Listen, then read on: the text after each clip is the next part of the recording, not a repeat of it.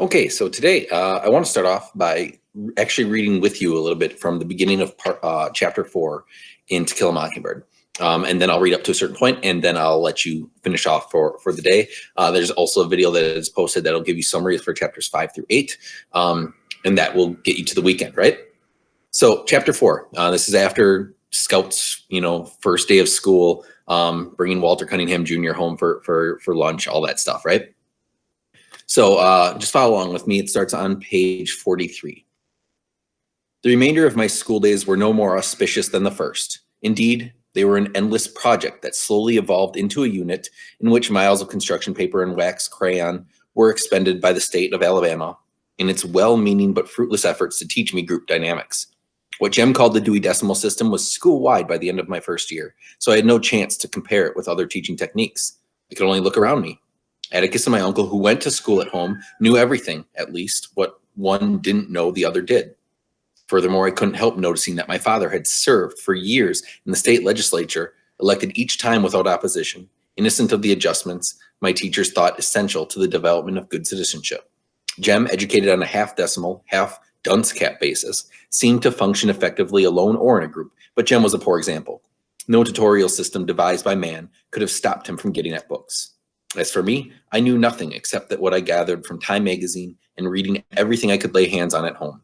But as I inched sluggishly along the treadmill of the Maycomb County school system, I could not help receiving the impression that I was being cheated out of something, out of what I knew not.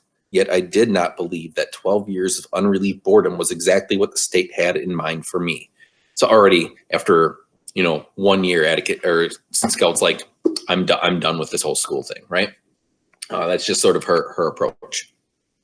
As the year passed, released from school 30 minutes before Jem, who had to stay until 3 o'clock, I ran by the Radley place as fast as I could, not stopping until I reached the safety of our front porch. One afternoon as I raced by, something caught my eye and caught it in such a way that I took a deep breath, a long look around, and went back. 2 live oaks stood at the edge of the Radley lot. Their roots reached out into the side road and made it bumpy.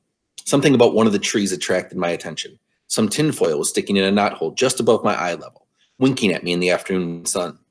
I stood on tiptoe, hastily looked around once more, reached into the hole, and withdrew 2 pieces of chewing gum, minus their outer wrappers. My first impulse was to get it into my mouth as quickly as possible, but I remembered where I was. I ran home, and on our front porch I examined my loot.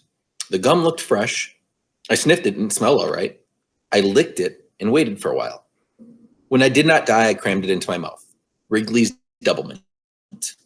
When Jem came home, he asked me where I got such a wad. I told him I found it. Don't eat things you find, Scout. This wasn't on the ground. It was in a tree. Jem growled. Well, it was, I said, but it was sticking in that tree yonder, the one coming from school. Spit it out right now. I spat it out. The tang was fading anyway. I've been chewing it all afternoon and I ain't dead yet, not even sick. Jem stamped his foot.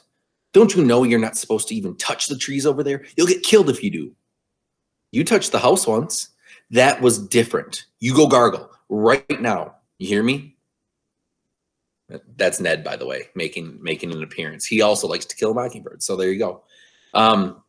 So Jem is just paranoid because it's like that's gum that was from the Radley place. And all those rumors that we heard in chapter 1, he's like, they might be true. Don't take a chance, right?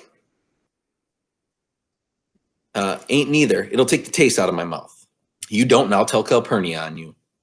Rather than risk a tangle with Calpurnia, I did as Jem told me. For some reason, my first year of school had wrought a great change in our relationship. Calpurnia's tyranny, unfairness, and meddling in my business had faded to gentle grumblings of general disapproval. On my part, I went to much trouble, sometimes not to provoke her. Summer was on the way. Jem and I awaited it with impatience. Summer was our best season. It was sleeping on the back screened porch and cots or trying to sleep in the treehouse. Summer was everything good to eat. It was 1,000 colors in a parched landscape. But most of all, summer was dill. The authorities released us early the last day of school, and Jem and I walked home together. Reckon old Dill will be coming home tomorrow, I said. Probably day after, said Jem. Mississippi turns him loose a day later. As we came to the live oaks at the Radley place, I raised my finger to point for the 100th time to the knothole where I had found the chewing gum, trying to make Jem believe I had found it there, and found myself pointing at another piece of tin foil. I see it, Scout. I see it. Jem looked around, reached up, and gingerly pocketed a tiny, shiny package. We ran home, and on the front porch, we looked at a small box patchworked with bits of tinfoil collected from chewing gum wrappers. It was the kind of box wedding rings came in, purple velvet with a minute catch. Jem flicked open the tiny catch. Inside were 2 scrubbed and polished pennies, one on top of the other. Jem examined them. Indian heads, he said. 1906, and Scout, one of them's 1900. These are real old. 1900, I echoed. Say, hush a minute, I'm thinking. Jem, you reckon that's somebody's hiding place? Nah, don't anybody much give us pass by, but by there, unless it's some grown person's. Grown folks don't have hiding places. You reckon we ought to keep them, Jem? I don't know what we could do, Scout. Who'd we give them back to? I know for a fact don't anybody go by there. Cecil goes by the back street and all the way around by town to get home. Cecil Jacobs, who lived at the far end of our street next door to the post office, walked a total of 1 mile per school day to avoid the Radley place and old Mrs. Henry Lafayette Dubose. Mrs. Dubose lived 2 doors up the street from us. Neighborhood opinion was unanimous that Mrs. Dubose was the meanest old woman who ever lived. Jem wouldn't go by her place without Atticus beside him. That's one of the first times that we hear them talk about Mrs. Dubose with a little more detail, but we are going to be learning more about her later on in part 1. Chapter 11. So that's kind of a little foreshadowing that she's this old woman who lives down the road, kind of the opposite direction of the Radley place, and super mean. Just, you know, kind of one that a lot of kids wanted to avoid. What do you reckon we ought to do, Jem? Finders were keepers unless title was proven. Plucking an occasional Camilla, getting a squirt of hot milk from Miss Maudie Atkinson's cow on a summer day, helping ourselves to someone's scuppernongs was part of our ethical culture. But money was different. Tell you what, said Jem. We'll keep until school starts, then go around and ask everybody if they're theirs. There's some bus child's, maybe. He was too taken up with getting out of school today and forgot him. These are somebody's, I know that. See how they've been slicked up? They've been saved. Yeah, but why should somebody want to put away chewing gum like that? You know it doesn't last. I don't know, Scout, but these are important to somebody. How's that, Jem? Well, Indian heads. Well, they come from the Indians. They're real strong magic. They make you have good luck. Not like fried chicken when you're not looking for it, but things like long life and good health and passing 6-week tests. These are real valuable to somebody. I'm going to put them in my trunk. Before Jem went to his room, he looked for a long time at the Radley place. He seemed to be thinking again. So this is a new development in their lives. You know, they discover these things. Yeah, that's Ned. Again, he's cleaning himself on camera. It's great. But they discover these things in this tree that's not whole. So it's kind of like that little, like a weird growth sort of thing. You can kind of imagine where there's like a little almost indent in the tree, and they find these things, and it's just this curiosity. And so they're already really curious about it.